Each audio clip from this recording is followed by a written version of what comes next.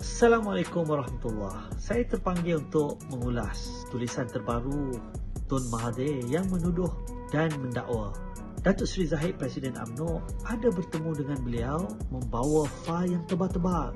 Kononnya mahu membuktikan bahawa beliau tidak bersalah. Saya sedikit meraguinya kerana Tun juga pernah menafikan wujud pertemuan dan mengarahkan Datuk Seri Zahid membubarkan UMNO. Kita saksikan. Presiden UMNO Datuk Seri Dr. Ahmad Zahid Hamidi dicabar untuk mengemukakan bukti berhubung dakwaan mengatakan bekas Perdana Menteri Tun Dr. Mahathir Mohamad memintanya membubarkan parti UMNO. Apa bukti dia yang saya kata macam tu? Dia boleh cerita macam-macam. Benda kita bercakap. Tunjuk bukti lah yang saya kata macam tu. Mungkin waktu itu Tun terlupa. Tetapi selepas daripada itu, Tun juga yang mendedahkan secara terbuka bahawa memang wujud pertemuan dan menyuruh Datuk Seri Zahid membubarkan UMNO. Kita saksikan. Ya, saya suruh Zahid bubar UMNO. UMNO kalah dalam PRU 14. Dan ramai dari wakil rakyat UMNO tinggal UMNO. Ada yang lompat masuk bersatu. UMNO bukan lagi UMNO. Sebab itu UMNO sepatutnya dibubar. Apakah suatu kebetulan? Kita harus tanya kepada Tun Dr. Mahathir. Selepas daripada pertemuan yang diperakui oleh Tun Mahathir, 2 bulan selepas daripada itu, Datuk Seri Zahid dihadapkan ke mahkamah dengan 87 pertuduhan. Kedua, apakah juga suatu kebetulan apabila 2 orang peguam swasta yang dilantik secara kontrak sebagai pendakwa raya, Gopal Sriram dan Sitambara, sebagai pendakwa raya untuk menuduh dan dakwa Datuk Seri Zahid Hamidi. Ketiga, apakah juga suatu kebetulan apabila peguam negara lantikan Tun Dr. Mahathir, iaitu Tommy Thomas, secara berani, angkuh menulis di dalam memoirnya buku bertajuk My Story, Justice in Wilderness, yang mana beliau dengan secara terbuka mendedahkan bahawa Tun Mahathir lah orang yang mencatur-caturkan perlantikan hakim dan juga terlibat dalam menentukan pertuduhan-pertuduhan politik secara terpilih, terutamanya yang melibatkan kes-kes berprofil tinggi. Inilah antara salah satu tuntutan RCI ke atas buku Tommy Thomas. Apakah ini juga satu kebetulan?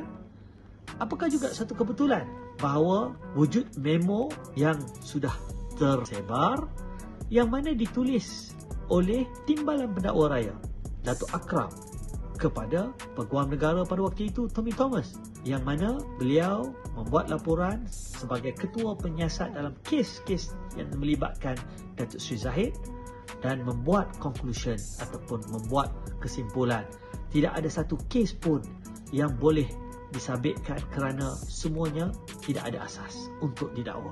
Tetapi, sekali lagi, apakah satu kebetulan 2 hari selepas memo itu dihantar kepada Tommy Thomas, Datuk Seri Zahid dihadapkan ke mahkamah dengan pendakwa raya menyatakan secara terbuka di dalam mahkamah bahawa beliau dan tim pendakwa raya akan membuktikan bahawa tidak ada satu sen pun daripada Yayasan Akal Budi dibelanjakan untuk tujuan kebajikan.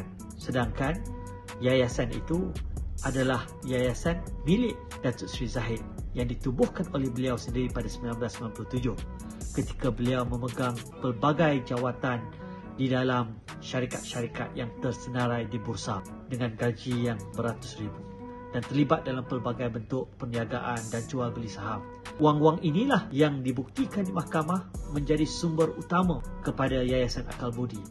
Dan apabila seorang demi seorang saksi dibawa ke mahkamah, rupa-rupanya terdedah dan terbongkar bahawa wang dan dana Yayasan Akal Budi digunakan untuk pelbagai aktiviti kebajikan, termasuklah 38 juta pembinaan Masjid Tuminah di Bagan Datuk, kos operasi yang ditanggung oleh Datuk Seri Zahid melalui Yayasan Akal Budi untuk sekolah tahfiz di Melaka, Ma'had Tahfiz Ulul Albab, dan juga banyak lagi aktiviti-aktiviti kebajikan lain yang melibatkan ratusan ribu hingga jutaan ringgit nilainya, yang membuktikan secara jelas pertuduhan ini adalah pertuduhan politik. Yang akhirnya, Peguam Negara lantikan Tan Sri Muhyiddin Yassin membuat 11 alasan meminta mahkamah memberhentikan pendakwaan ini.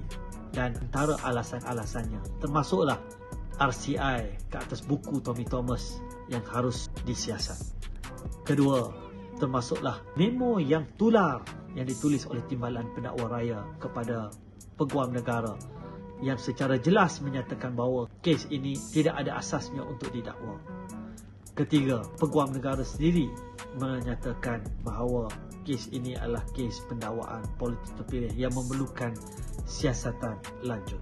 Bacalah 11 alasan yang diberikan oleh Peguam Negara yang memberikan justifikasi mengapa kes Datuk Seri Zahid kalau diteruskan akan menganiayai insan yang paksa bergelut lebih 5 tahun yang menyebabkan akaun peribadinya, akaun keluarganya dibekukan, dan beliau terpaksa menanggung malu kerana diciptakan persepsi yang pelbagai seolah-olah beliau terlibat dalam korupsi dan rasuah, sedangkan yayasan ini yayasan miliknya.